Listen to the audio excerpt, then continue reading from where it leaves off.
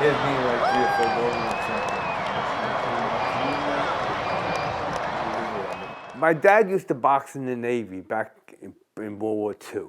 Okay, he was in the Navy. We got drafted in World War II. 17 years old, and he boxed in the Navy. Then he boxed as a pro in New York for a while, and he didn't really go anywhere. He was a middleweight, one of the toughest guys you could ever meet. He was one of the hardest workers you could ever meet. Also, he was a laborer, Teamster union guy. And my brothers were 16 and 18 respectively, and they wanted to box also. So I used to box with their friends. So I was 11 years old boxing people that were 16 and 18 years old and holding my own and beating them. And then we moved out to Long Island. I was at 14. And then when I was 15, 16 years old, I'm looking around. I'm always running, staying in shape, doing the best I can. You know, I'm boxing with friends on Long Island in high school and all that, and no one could really stay with me.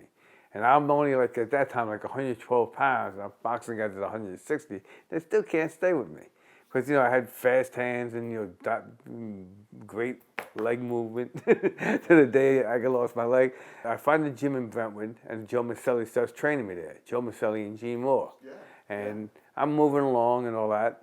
And I go into the Golden Gloves. I lose my first fight. And I wasn't disappointed. I only trained for like 2 or 3 months. I wasn't really, I lose my first fight, I lost the decision. I did it okay as an amateur. I had like 35 fights. I had like 25 wins and 9 losses. 5 of them with the Howard Davis Jr., the other 4 with other people. What made him so good? What was it like being in the ring with him? Torture. No, I'm only kidding. Davis was a boxer beyond he had such fast hands and boxed so liquid fluid, like just moving around, just rhythm and everything else, and quick hands. And he was just fast and a great boxer. That's what it was. You couldn't hit him. So you keep moving forward, bobbing and weaving, you couldn't get underneath him and everything else. And so when I fought him, people said he's going to destroy me. And I held my own. That was the 5th fight we had. I held my own on him. At the end of the fight, I said, this decision could go like either way. It's like close. But I thought Howard won. I actually thought he won, and he did win. Okay. One judge called the fight even. The other 2 judges gave it to Howard Davis by 1 round. And so, was I disappointed?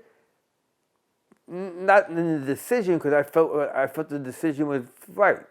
But I was disappointed in I didn't do enough to take him, to beat him. And nobody else did either.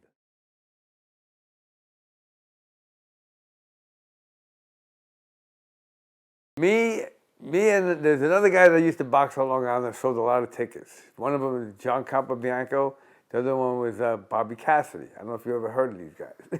I think you might have. Yeah. And I used to say to them, you give them a hard time about I'm going to sell more tickets than you guys. And I didn't. I wasn't able to do it. But I came close to them. Bobby Cassidy had a phenomenal following. He sold tickets like outrageously. And then John Capobianco, he had that union thing going, and they all went to the tickets. Me, I just had my local delis and pizza places selling tickets for me and putting posters up in there.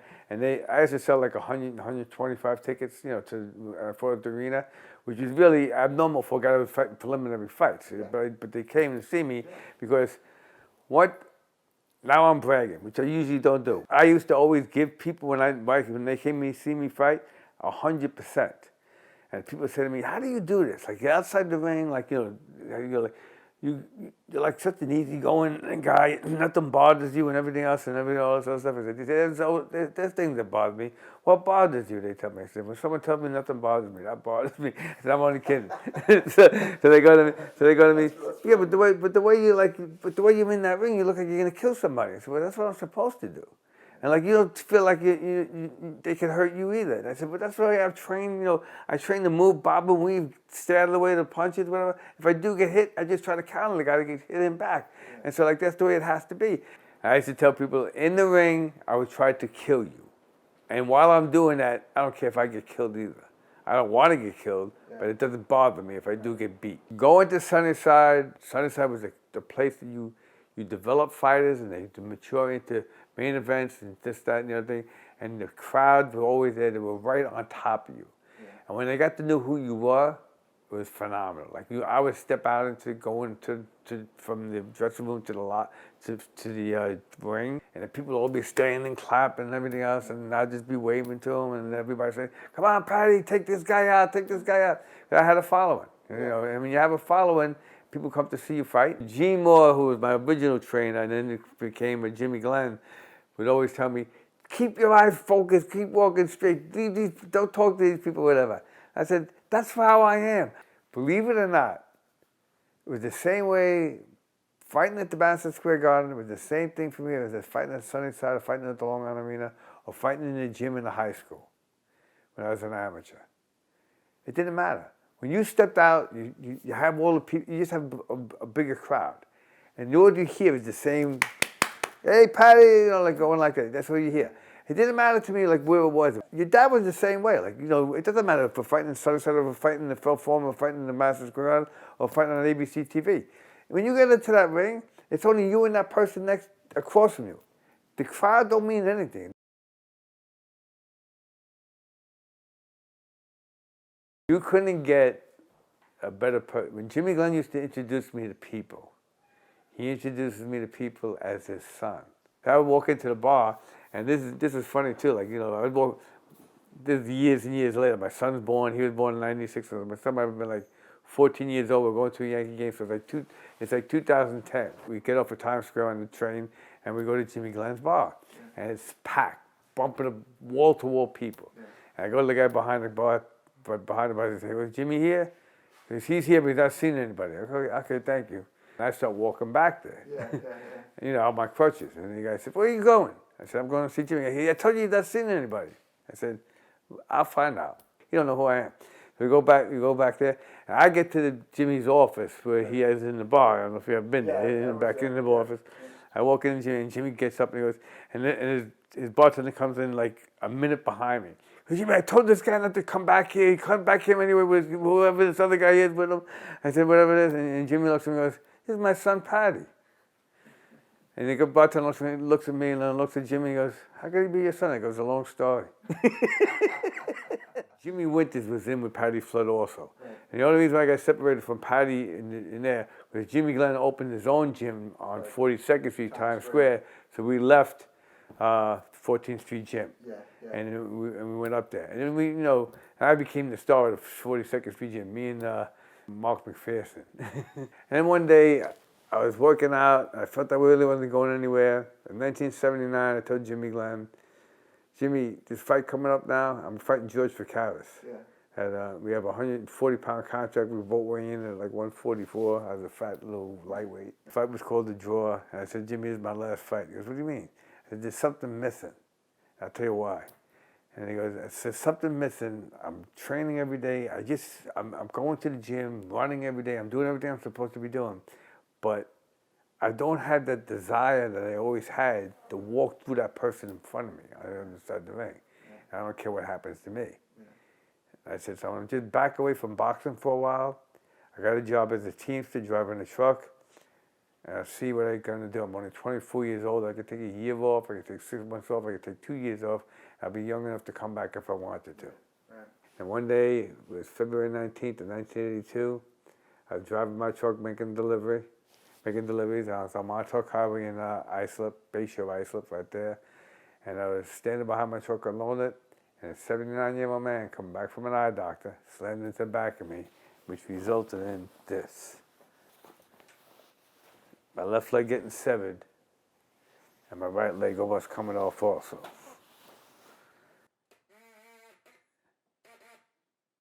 My right leg almost coming off also. And I wish this never happened to me.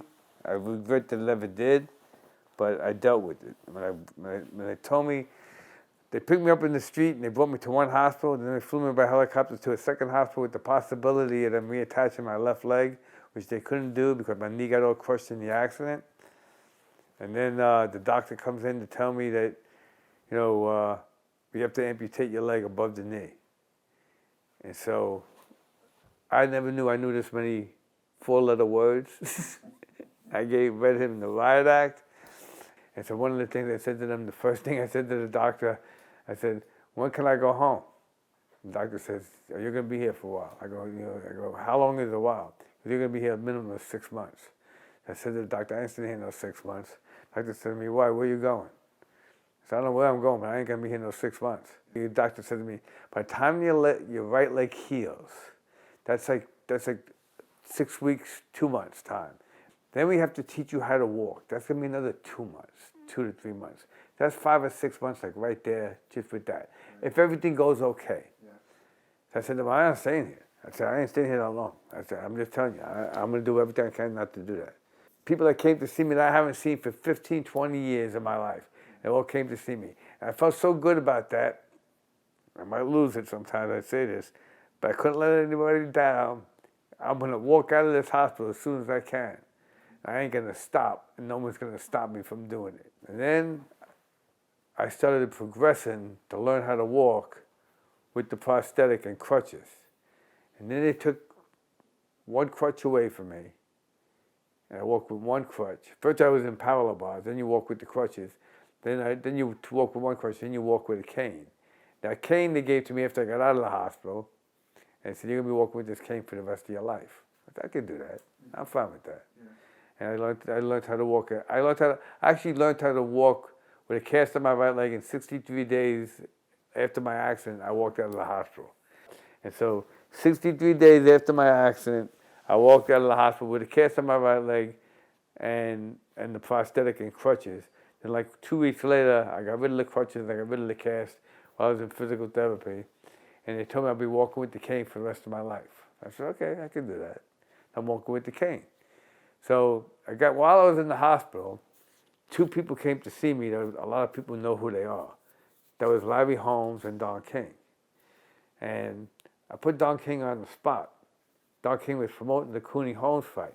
My boss was in the intensive care unit when I lost my leg and said to me, Paddy, if you're able to get out of this hospital by June the 6th, I'm going to fly you out to Vegas, I'm going to put you up in a hotel, I'm going to get you ringside seats to the fight so you can go to the fight. You do your best to get out of here. I told them, at that time, this is like February 22nd or 23rd, I said, make arrangements. So me and my wife went out to Las Vegas to see the Cooney Holmes fight. I sat ringside.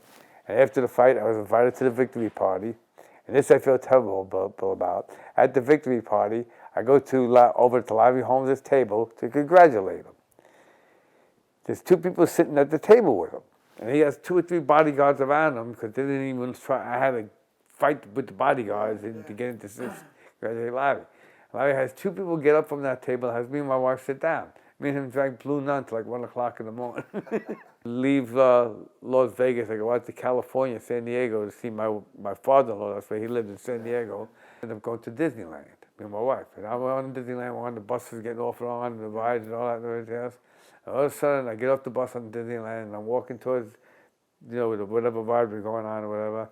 And I stop. And I go, Mary goes, what's the matter? I go, I forgot my cane on the bus.